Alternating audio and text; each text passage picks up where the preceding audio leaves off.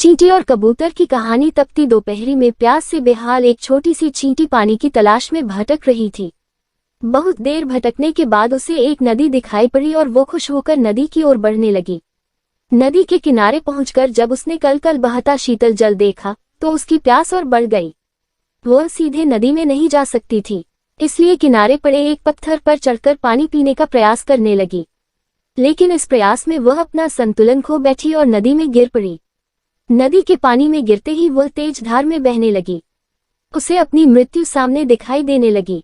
तभी कहीं से एक पत्ता उसके सामने आकर गिरा। किसी तरह वह उस पत्ते पर चढ़ गई। वह पत्ता नदी किनारे स्थित एक पेड़ पर बैठे कबूतर ने फेंका था, जिसने चींटी को पानी में गिरते हुए देख लिया था और उसके प्राण बचाना चाहता था। पत्ते से साथ बहते हुए चींटी किनारे पर आ गई और कूदकर सूखी भूमि पर पहुंच गई। कबूतर के निस्वार्थ भाव से की गई सहायता के कारण चींटी की जान बच पाई थी। वह मन ही मन उसका धन्यवाद करने लगी। इस घटना को कुछ ही दिन बीते थे कि एक दिन कबूतर बहेलिये के द्वारा बिछाए जाल में फंस गया। उसने वहां से निकलने के लिए बहुत पंख फड़फड़ाए, बहुत जोर लगाया, लेकिन जाल से निकलने में सफल न हो सका। बहेलिये ने जाल उठाया और अपने घर की ओर जाने लगा। कबूतर निस्सहाय सा जाल के भीतर कैद था।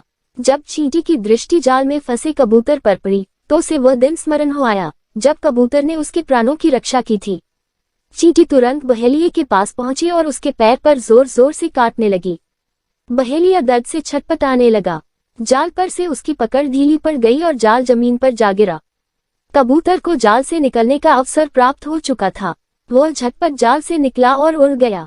इस तरह चींटी ने कबूतर के द्वारा किए गए उपकार का फल चुकाया।